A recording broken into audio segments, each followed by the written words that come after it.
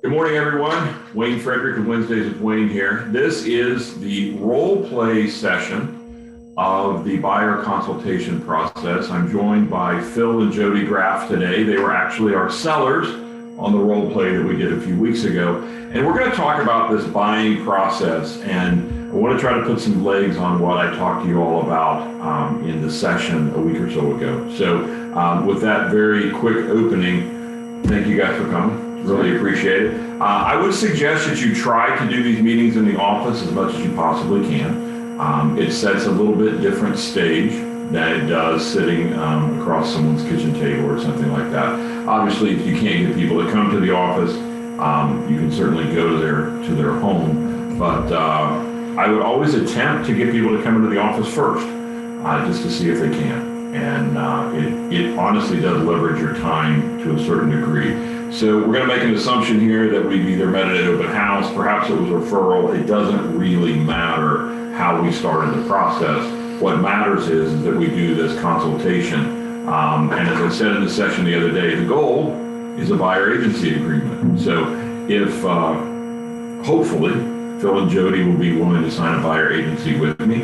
As I said in the session the other day, if they're not willing to sign a buyer agency with me, then this would be a relatively quick meeting probably, and we would agree to still be friends but part ways. So that is not dialogue they would obviously hear.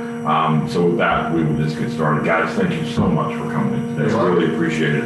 I want to talk to you a little bit about the home buying process and if we were working together, how we would work together. Okay, I've got some questions I'm going to ask you.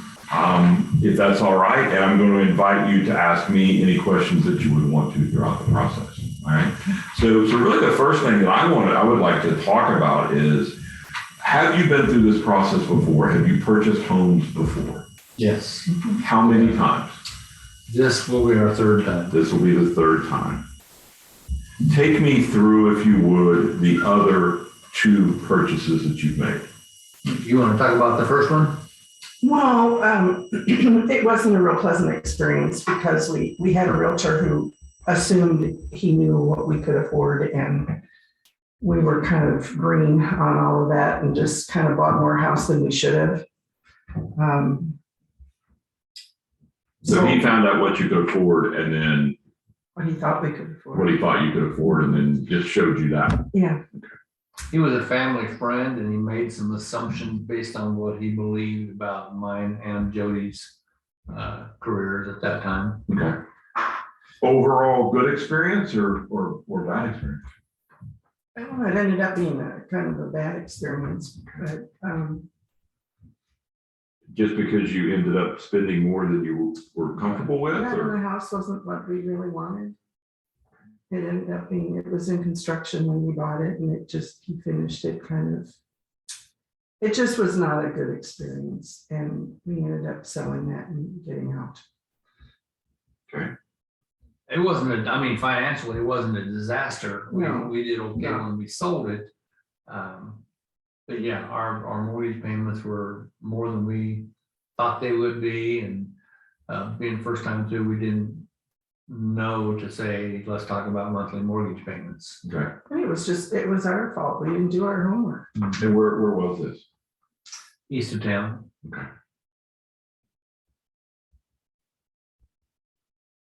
How about the second time? Well, that was when we left there and bought a different house. And the second time, we had a great realtor. He was really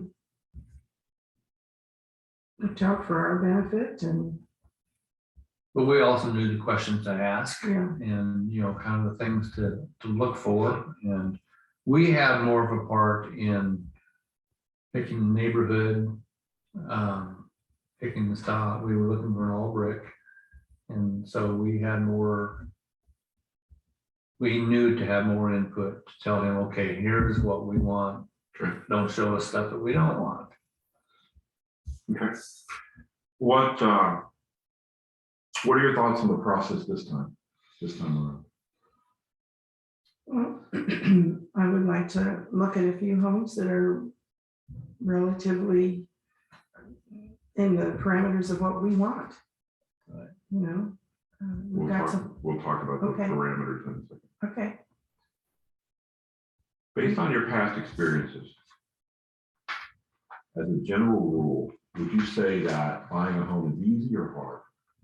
Well, it's not my favorite thing to do. I mean, it's really fun when you finally finish it all and you get to move in and, you know, you've got a new home to nest in. But I just, And that's relative too. It was easier the second time Okay. for us because again, we and it wasn't our first rodeo with that. Was it easier the second time because the process was different, because the realtor was better, or just because you had more of a baseline knowledge of what to All of those things. I would All say of them. both. The realtor was Okay. more in our camp, Okay. you know, was looking out for us. Yeah, we were a little bit more careful about who we went to for a realtor the second time. Based on your past experiences, well, it makes it two ways. How many homes did you look at, if you remember, the first time and the second time? The first time, I feel like we were all over the place. We just looked at a Just lot. looked at a lot of houses. Second time, not so many. I found a house that I really liked and we kind of focused in on that one. This time, how many houses do you think you ought to look at? Well, I mean, I want to look at enough, but I think sometimes if you look at too many, you get confused. It's just, it's overwhelming. So I hope we can look at maybe 5 or 6 and find something. And how much negotiation do you think goes on? Negotiation, you mean price for up and down price wise? The price would be one factor. That's the one everyone kind of go to. But how much? Well, here's the deal. We don't have to move, Okay. and so we're not desperate. And so we're not going to take the first thing we look at. On the other hand, if we look at 2 or 3 and we find the one that just checks off all the boxes, I don't have any problem being done looking and going after that. Okay. But, you know, When you bought the 2 previous homes, how much negotiation? Do you remember how much negotiation went on? There wasn't any on the first one. no, and that was We part of the offered problem. asking price. And our realtor really let us down on that because, as Jody said earlier, it wasn't a finished house. Right. And we really feel like after the contract was done, well, I know that he had done other houses in the neighborhood and, for instance, put sod down on those houses. Mhm. Didn't bother with us because we already had the money. And in that our wasn't pocket. obviously covered in your contract. Is it? Okay. No. Now, and he cut a lot of corners. I mean, there were things that we found after the fact that Yeah. were just. How about the second time? Second time, I think we offered a price and they took it. Okay. Because it was easy because the house had been on the market for probably 1.5 years at that point. What are your thoughts on the marketplace right now as we endeavor to? It seems like it's kind of manic. It's just really busy and people are buying houses and But that's also what we want you to tell us, you know, what's the condition of the market? So right now, as we sit here toward the end of May, it's not the marketplace we had last summer. Last summer was crazy in that homes were literally flying off the shelves. Buyers were eliminating a lot of safeguards and contingencies. They were just getting rid of everything, trying to get houses bought. A lot of that was because rates were 3.5, even high 2s at one point. Because of the shift in interest rates, things are different now. But properties still are bringing full price or over full price. Don't be surprised if you start bidding against someone else. It's just not happening in the volume that it was happening. We would have situations where you'd run an offer on a house and there'd be 12 other offers. We don't have that right now unless it's in the really, really lower price ranges. But we do still have 3 or 4 people perhaps trying to fight for good houses. Okay. One of the things you need to understand is when we when we see, and you'll see about running CMAs here in a minute, or market analysis on everything. The sales prices that you end up seeing things went for, as a general rule for the last year and a half, they didn't start there. They started lower than that, and they were bid up to that, which is the opposite of a what we would think of a traditional market, which is the seller starts out up here and thinks I can always come down, and a buyer starts out here and thinks I can always come up. That's the if we think about how do we buy houses, that's normally how it is. But right now, what we have going on is we have very, very low inventories. We're at about a month and a half supply. Okay. A market is deemed to be in equilibrium when you have about 6 to 7 months supply of houses. So the inventory numbers are still really low. And that's part of why I wanted to have this meeting with you. My job is to try to put you in control of the transaction. Okay, if you hire me to represent you, that's what I'm trying to do. So I have a question for Yes. you. Let's say that we find that house and we end up paying more than list price. Mhm. What happens a year and a half or however long when the mania goes away? Is my house are we gonna buy more house than it's valued at in a year and a half? I'll be honest with you, Phil, I've been doing this for 37 years. The only time that we saw massive drops in house prices, 2008 and 9.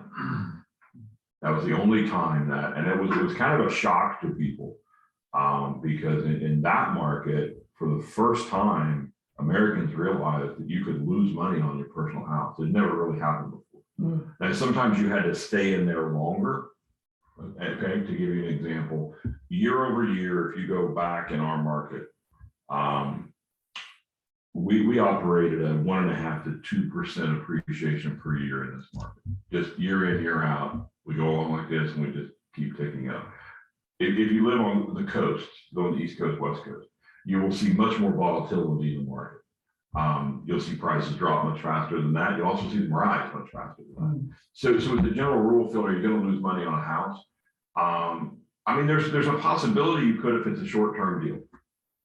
Short-term being defined as probably 3 years or less. There's a chance that if you're planning on, if you're honest to goodness, if you're planning on moving again in 3 years, we need to kind of have a different conversation. But if you're longer, if you're planning on being in this house longer than the 3 years, I think historically we're not seeing it. We just want to downsize and find a home that we can stay in until whenever. Until they carry us out. Yeah. So let's talk about the things that you want to see in this next house. Okay, let's talk about those features. And let's just kind of brainstorm.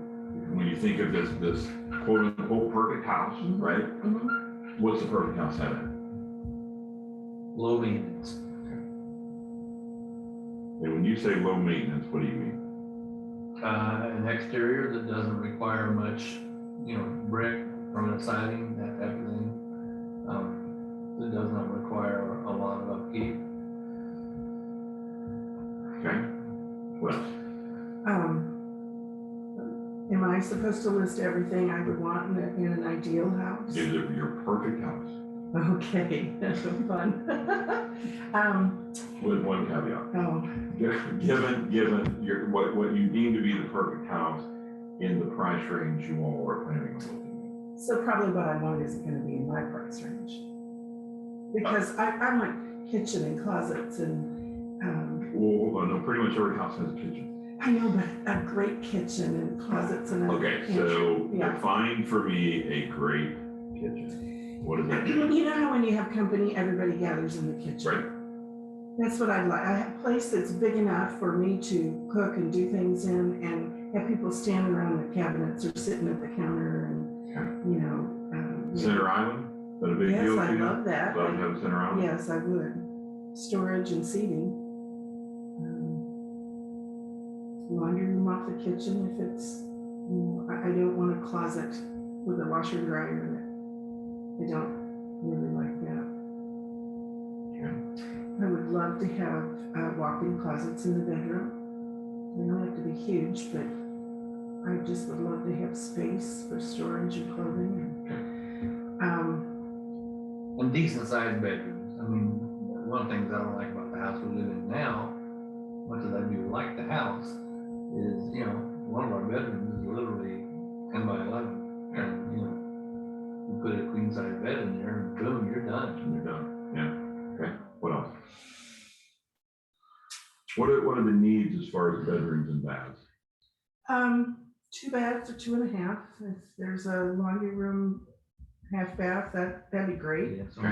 master bedroom, bath type thing. Yeah, and a guest bath. How about bedrooms? 3, 3? because I use one for an office. Okay. So, Question. mhm. Do you want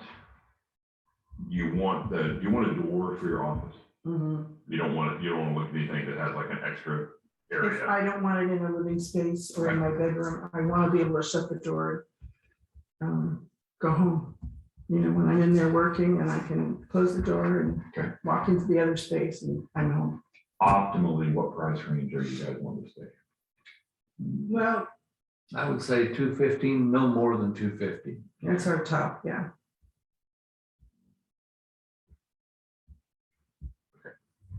Anything else? We say walk-in closets. Mhm. Okay. And if it's possible, I would love a sunroom, but you know, we're talking ideal, maybe not in that. Okay. Exterior. Yeah, I'm Talked about that. well, but I'm talking about the yard. I'd like to, you know, have enough yard that I could have like a storage shed back there. Whether I put it in there or it's already there. Fenced in yard. How big of a yard do you think? Do you have any kind of dimension in your mind at all as to big enough? 1/4 acre. Okay, so when we go through this list, before I start the next part, is there anything else? Or would that pretty much be the ideal? So if we had a low maintenance house and you said brick or permanent siding, between those two, is there a favorite or does it matter? Brick. Brick? Mhm. So if we had a brick house that had a great kitchen, the place that you could gather with a center island, you had a laundry room, not a closet. You had walk-in closets in all the bedrooms, decent bedroom sizes, which you defined as more than 10 by 11 for the third one. At least 3 bedrooms, at least 2 baths, possibly 2.5. The third bedroom is going to be an office. So you want to make sure we have a door for that. I mean, I get it, rather than an open part for the office. And up to 250,000, you'd love to have a sunroom, like have a yard big enough for a storage building. You need to find that kind of a 1/4 acre. Yeah, single level. Single I mean, all this stuff kind of points to that, but Okay. yeah, single level. Attached garage, I would like. I mean, a lot of houses have that in that price range. Right. I would think. Yeah, that's But pretty much a standard, having an attached garage. How about numbers of garages? Is that a big deal to you guys? The car. Just one, we have 2. Yeah. Mhm. So with all we've listed here, we kind of cha-chinged our way out of the 250 range. To find all of this, yeah, probably. To be really frank about it, to find all of it, you know, to find a sunroom. The sunroom's probably what?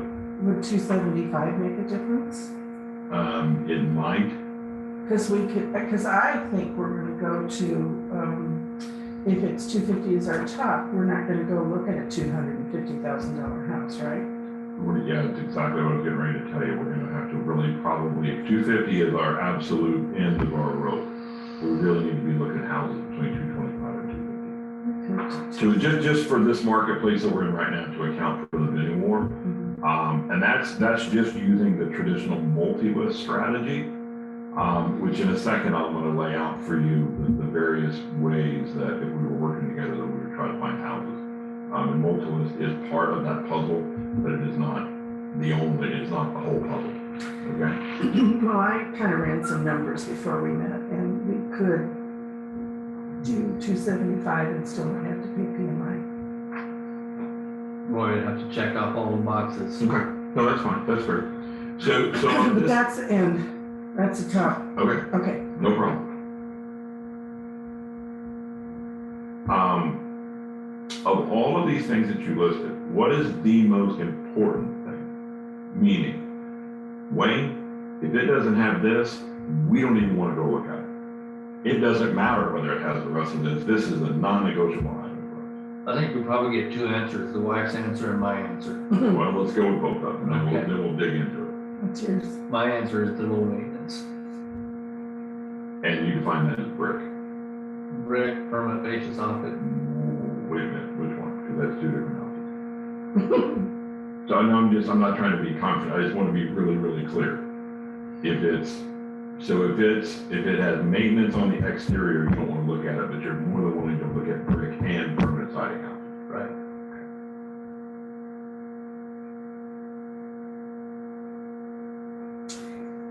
And I know I didn't mention it, but houses in that price category, do they usually have carpeting or hardwoods or?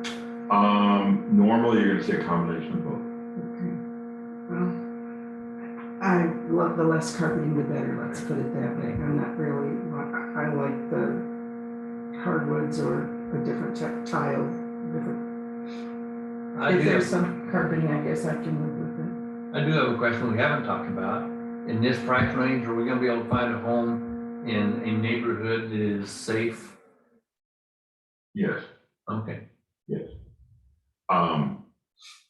So our most important item, according to Phil, is that we're maintenance free. Yeah, I know that's his concern because he does all the outside work. Okay. So if we go, are you agreeable to that? Yeah. Okay. Sure. So what's the next most important item? Oh, kitchen, family room area.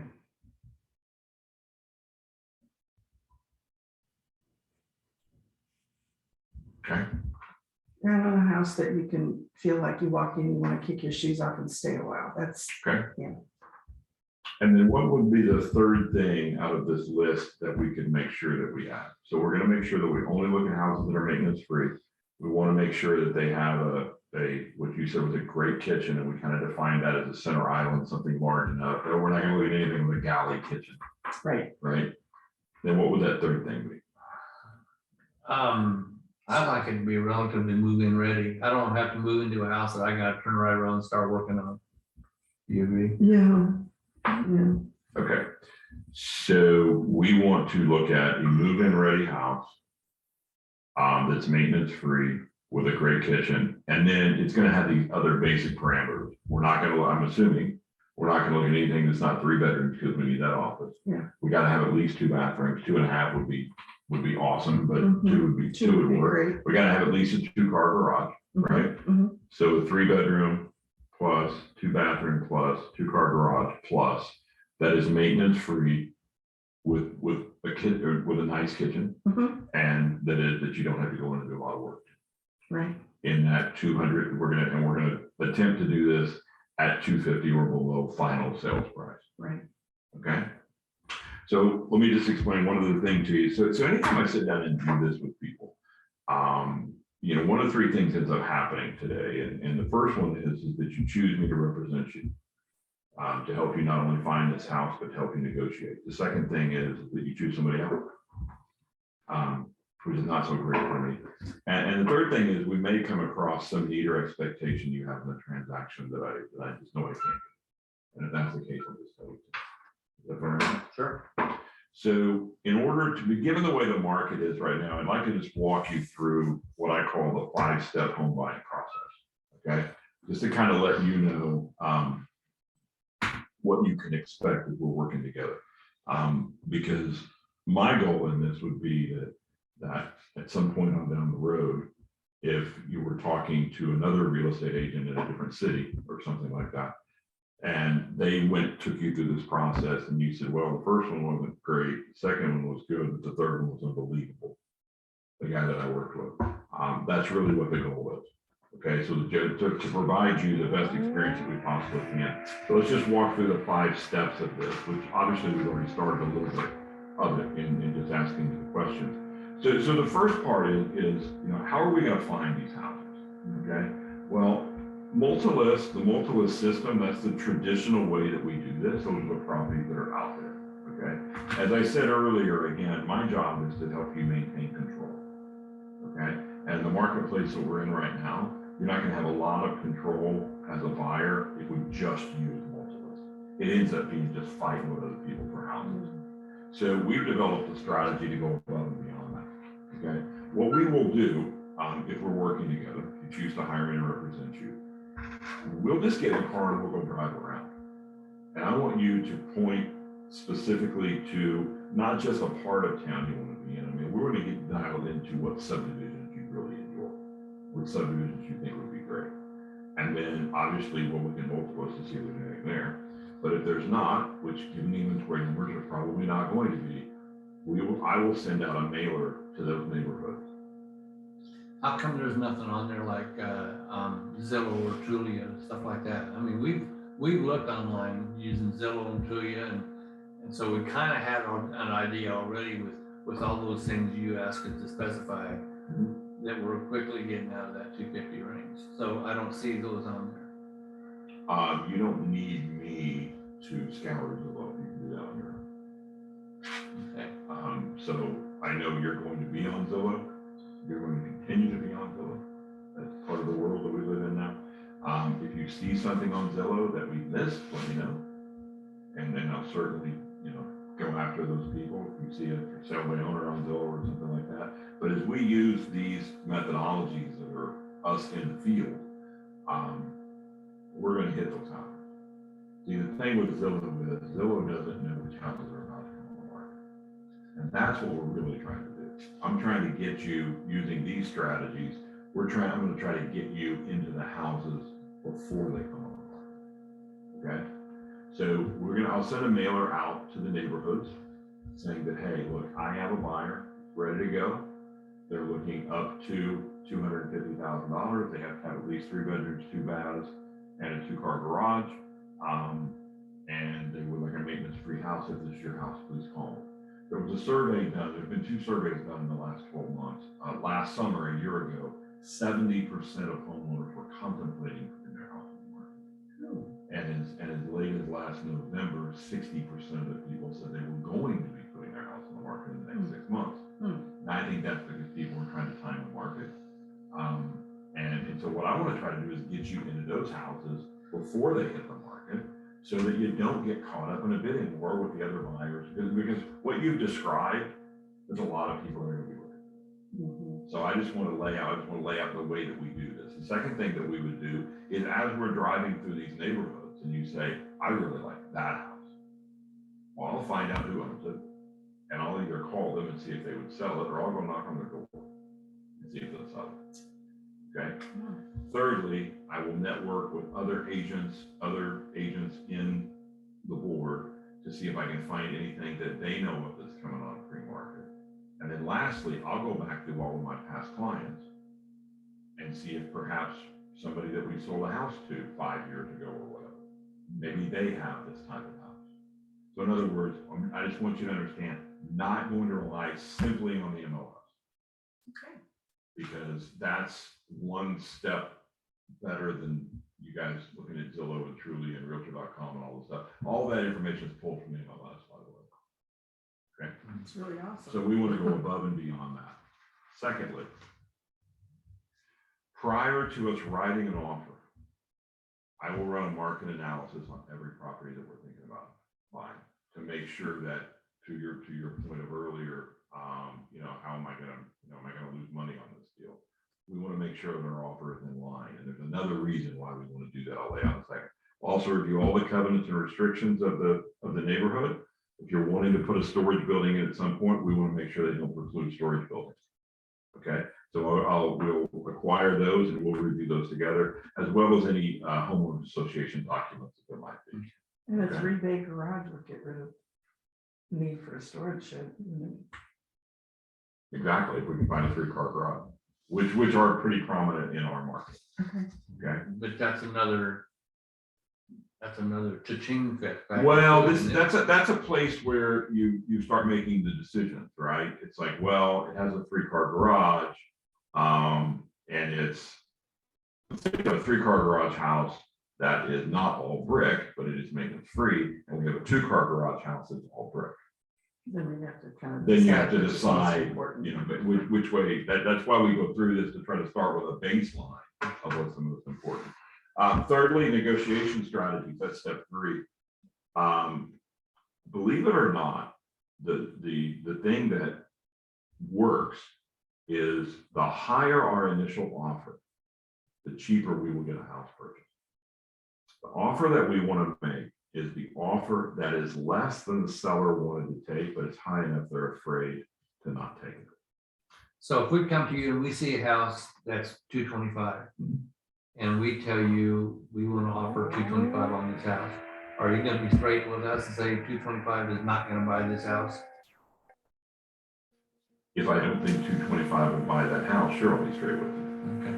But I mean, I can tell you to lay out a scenario. If it's 225 and it's day 1 of the market and it's an MLS, just get ready, because it's probably not going to be purchased for 225. But if it's 225 and it's an off-market property that I found, somebody that was contemplating doing this, then we would go off with a 225. I mean, it's situational, but yeah, we'll examine each of these scenarios that we get into.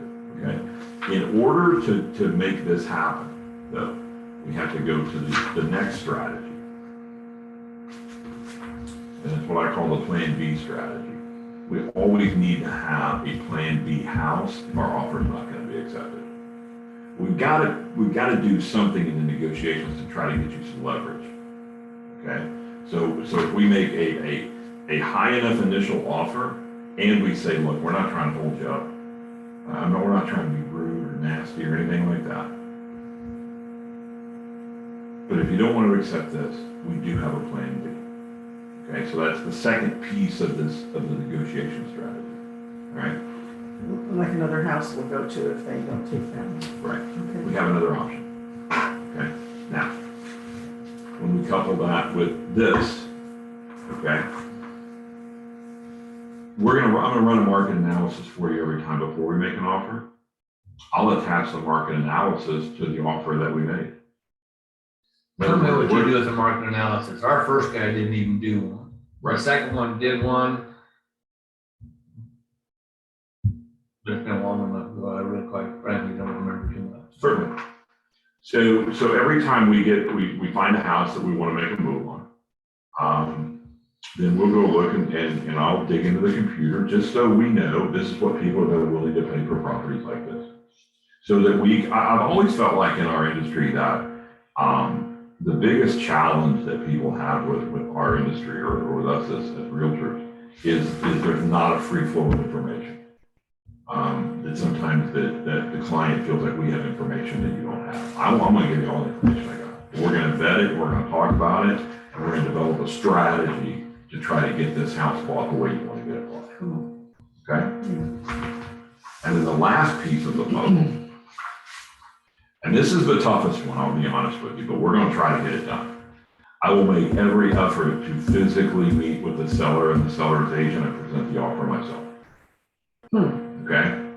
And the reason we want to do this is to make sure that our offer doesn't get spun. Now, if I'm representing you, okay, then I cannot be in the room when the seller and the seller's agent have their conversations. I'm not going to sit there and listen to that side of it, but I can go in and say, I just wanted you to know how we came up with the offer. Here's the CMA, here's this, here's that. Because there are times when the other agent could spin the offer to the seller. Spin. While we came in at a price that was actually accurate, we've run into a situation now where a lot of agents, because the marketplace had so much steam, they simply stopped doing market analysis. They would walk into a seller and say, well, what do you think it's worth? And the seller would say, well, I think it's worth this. Well, I couldn't tell you you're wrong. So let's just start there and see what happens. And so when we come in with, here's what it's worth based on what people have been willing to pay and what else is out there in the market. And sometimes the agent has to like go, well, I guess I should have run numbers for you or whatever. Okay. I just want people to think. I mean, a lot of times what buyers say is, well, I know I can always come up, so I'm going to hit them up. Yeah. And what it does is it brings a lot of emotion in. It's like, I'm looking for a counter. Well, you're going to get one. You're going to get a full price count. Or they're going to say, I don't even want to sell in my house. If that's all they think it's worth, the heck with it. We don't want that to happen. Okay. Okay. And then once we get a property under contract, here's the next step of this. I'll give you recommendations on which inspectors we ought to use. I've got a list of contractors that we can use to get you hooked up with a great lender. Online lending is not the way to go in this. No, we've got our. You've already got your Yeah. banker set up. And a letter of approval, so. And so we're good to go. Title insurance, home warranty, and we will devise the proper strategy for inspections, okay? In the contract, and when we get to that point, I'll lay all this out for you in detail. But in the contract, it gives you the right to do a couple of different things. One is simply walk away Mhm. if you find something egregious on the property inspection. Tell me what that means. I mean, egregious. I mean, is that, You put a house under contract, and literally, if you have to walk away, what's in layman's terms referred to as a walk away provision, you can walk away for any reason. I mean, are we talking putting a dollar number on that?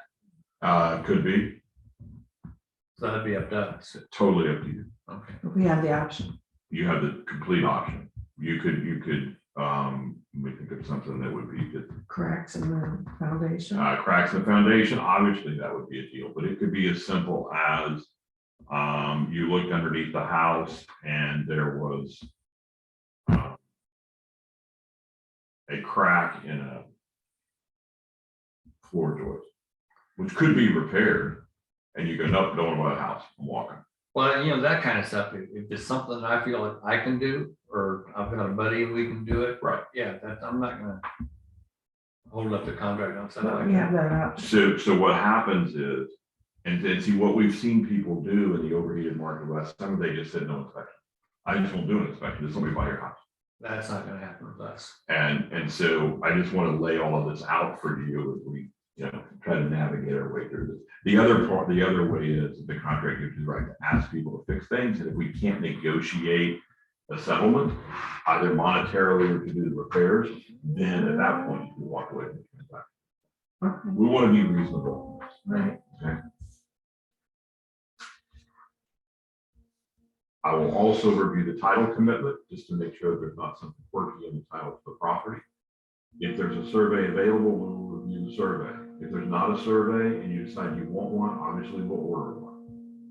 That's something that used to have to be done as a lender requirement, it's less so now. How do you advise on that? I would never advise you not to have a survey. Okay. Provide you with a list of to-dos before the closing. It's just a list of the things that you need to do as a buyer. We've got to get obviously homeowners insurance in place, the utility numbers and who to call and how to shut things off and that and the other. Just a list of tasks for you to do. Can we get ideas of what electricity and what? Absolutely. Okay. We'll run that as well. All right. Keeping you informed weekly of the progress of the process. I want you to know in real time, good news or bad news. What I would tell you is please don't shoot the messenger. I'm going to communicate everything to you. Right? And then last thing, at the closing, review the HUD statement, make sure everything is accurate, and then I'll go to the closing with you. What's the HUD statement? The HUD statement is the settlement statement. That's the debits and credits between you and the seller. Oh, okay. We just want to make sure that everything is proper and accurate. So that's the process that we use if you choose to hire me to represent you and we're working together. Okay, so we're not going to rely just on the multi-list system. We're going to use things outside of multi-list to try to find you this, house. Well, and we have just kind of driven around ourselves, and sometimes we just called the guy on the sign. Is that not okay to do that? If we are working together, not be okay for you to do. Oh. You would be hiring me literally to represent you in anything that you purchase, and we'll go through that agreement. Okay, so we see a house with a sign that we call you. Right, Okay, exactly. all right, If you want me to represent you, yes. got it. Okay, let's change gears for just a second. If you did choose to hire me to represent you, what would you expect from me? Oh, honesty, 100%.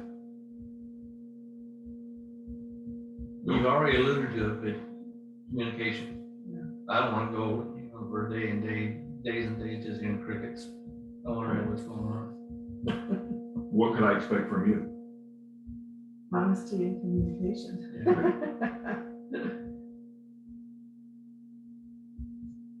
How does somebody win with you? What's the one thing I better make sure I always do no matter what? Well, let me back up a second. I mean, here you are in a market that I think there's probably 3 or 4 real estate companies that are better known than you are. Why should I go to you instead of them? I mean, there are several agents in town. You see their billboards all over the place. Yeah, certainly. I would invite you to take this 5-step method and go interview anybody you want to. And see what they'll do for you. Well, I've never had anybody do this with us, though. The first time we didn't get this kind of information going in at all. I look, Bill, I think everybody ought to talk to 2 or 3 realtors. Whether you're a seller, whether you're a buyer, I think you ought to talk to 2 or 3 of them. And then choose the one you think is the best.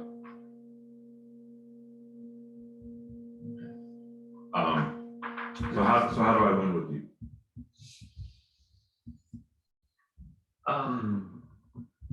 You already laid out the things you do for us. I would expect you to do every one of them.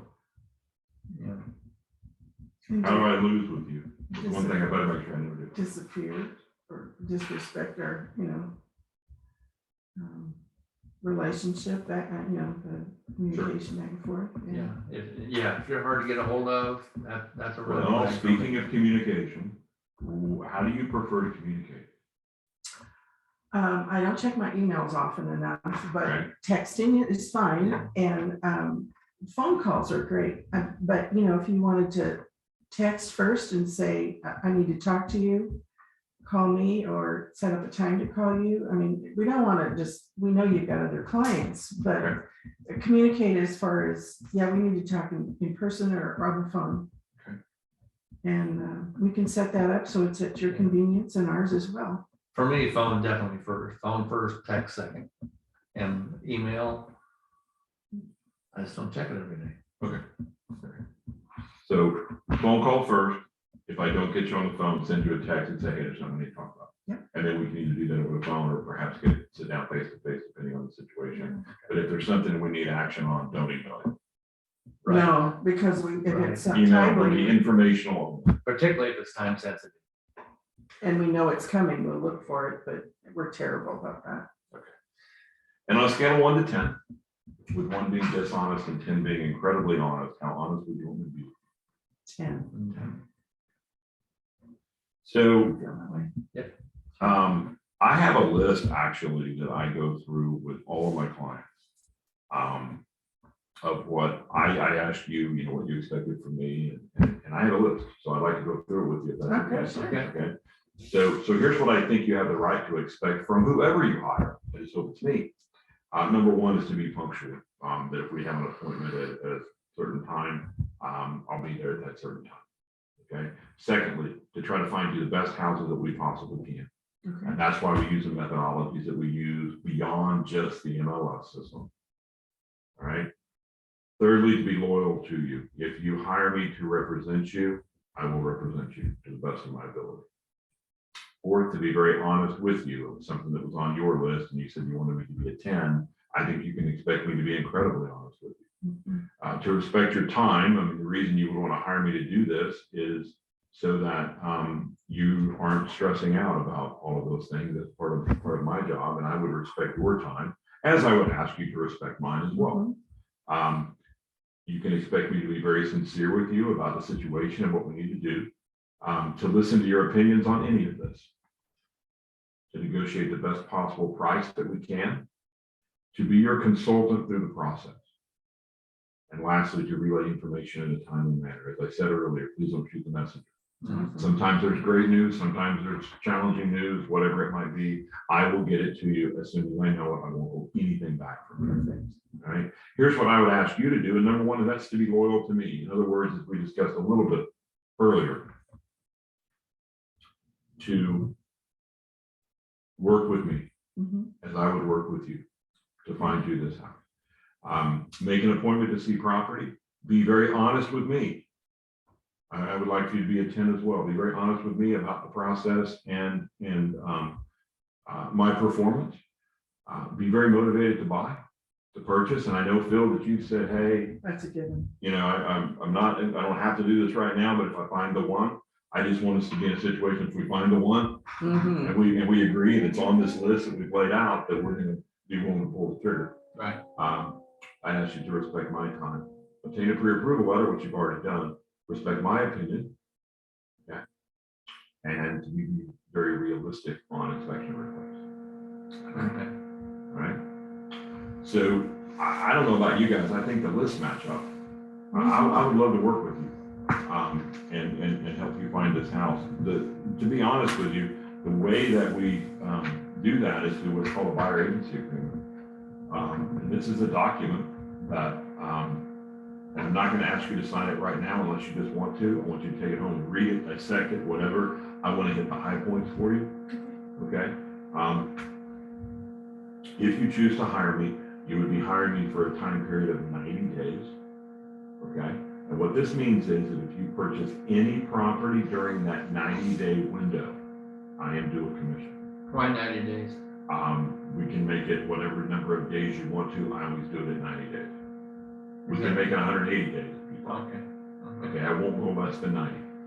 Because if I'm going to spend my money with the mailers and door knocking and calls and all the things we're going to do, I have to know that I have a chance of being paid. Right? I can't launch this program if you say, well, I'll hire you for a week. You'll be if that's how you want to do this, then you'll be wanting to go hire one of those other people. That's right. Okay. The fee, I've written in a no base fee. I don't charge a transaction fee. As a sidebar, if you charge a transaction fee, you say I charge a transaction fee, but I just put 0. Plus, you'll see I put an asterisk in here on the percentage, and then we go right down here. The fee that I will charge will be that which is offered by the listing company, but under no circumstances will it be less than 3%. So let me explain that to you. Whenever a property is listed, the seller and the selling agent have the opportunity to offer to us, or to me, a fee. Okay? My fee for working with you as a buyer and doing all the things we're going to do is 3%. Right? If for some reason the fee they're offering is not at least 3%, I'll let you know that before we start the process. So let's say in a multi-list setting, somebody is offering 2%. Then I would say, Phil and Jody, here's the deal. We're 1% shy, so we've got to try to negotiate an additional 1% into the deal. And we would do that by probably asking the seller to pay your closing costs, and we would roll that 1% in. Okay. There is a protection period of another 90 days. All right. Beyond the first 90 days? Exactly. So up here, you can fire, by the way, you can fire me at any time. You can fire me anytime. And is there a fee then after? No, I will not charge you a fee. Okay. If you fire me, you fire me. But you can't fire me up here and then go turn around and purchase a house that I have shown you, right? Whether it was listed or whether it was not listed, for an additional 90 days. Okay. Right? Well, it's only fair if you're doing all that work. I It's your part of the equation. I would be a limited agent, and here's the duties, okay? Seek a price and terms which are acceptable to you. Present all offers that we put in writing, okay? Disclose all adverse material facts that you might know, and ask you to obtain expert advice on things I don't know anything about. Then we have confidentiality. Anything that you tell me stays between me and you. I work for you. I'm not going to run out there and say, I don't even know what I'm It just stays between me and you. I'll just leave it there. It stays between me and you. Other properties, this just tells you that just because I've shown you a property does not mean that I couldn't show the property to someone else as well, right? Dual agency could come up. Now, this is something that we do offer in our state. Other parts of the country do not offer. Dual agency arises when I have a listing on a property and I have an agreement with that seller, and I have a buyer agency with you and I have an agreement with you. Both of those agreements say I represent both parties. All it means is that confidential information about one party cannot be released to the other party. You'll still have our back as 100%. well as theirs. Yes, I just couldn't look at the seller. So in the traditional world, right, when I'm working for you and the other agent maybe tells me something that they shouldn't have. Well, I think my seller might take this. Well, I'm going to tell you that. Okay. But if my seller, someone that I'm representing, said, well, I would take X, I can't tell you that. What if we get into a disagreement that we're having a hard time solving? How do I know you're going to represent my interests? So the way that I would explain dual agency, this is where it gets quirky for people. I've never had a problem with it. I've never had it, nor have any of my clients. Information that is not available to the rest of the realtors through multilist or through public sources is off the table for discussion. I just can't talk about it. I can't tell you that this seller's getting a divorce or whatever. It's probably not going to come up. Okay. By the way, you don't have to accept it. You can just say, we don't want that scenario. And if that's the case, I would then bring in another agent to represent that seller. And we'd be splitting the fees, okay? We also offer in our state what's called transaction brokerage. And that's just where I shuffle papers back and forth. I don't personally offer that. Other realtors do. I think I like to work for people rather than working with people. Okay. And then the rest of this, it just says that you agree that if you hire me, you have not hired other brokers. You agree that if if we get something under contract and we get up to closing and everything's approved and ready to go, and you call me the night before and you go, you know what, we changed the money. We still want to buy it. Mm. I could be due a commission. At that point, I have done my job. Mhm. Okay, but again, you can fire me anytime you want to up until the end. So this would be the agreement that we would sign. And then as soon as we would sign this agreement, then we would launch this plan. I would love to work with you guys. What do you think? I really like the idea of having someone watch our back that's in our, corner to help us through this, because this is a lot of money There's a lot of money. and it's our last house. So, I mean, I like that idea, Wayne, and I like the fact that you've been so upfront. And Well, and you're the second agent we've talked to. Okay. And I mean, first guy was okay, but nothing like this in Okay. terms of what he presented. So yeah, I think this is great. I've never had anybody do this with me before ahead of time. So I like that. Is it possible we can take that and read it Absolutely. over, and then Absolutely. we're leaning towards signing, don't you think? Mhm. Debbie? There you go. And Absolutely. And call me with any questions that you have. Absolutely. Okay. We can bring it back signed then. Yep, and then we'll start the process. All right, thank you very much. You bet. thank you. All right, that's how it goes, pretty much how it goes. Trying to think if there's anything. Let's do it this way. After you watch this, since it's taped, if you have any questions, send us an email and we will answer them specifically, or the next Wednesdays with Wayne is actually a Q&A.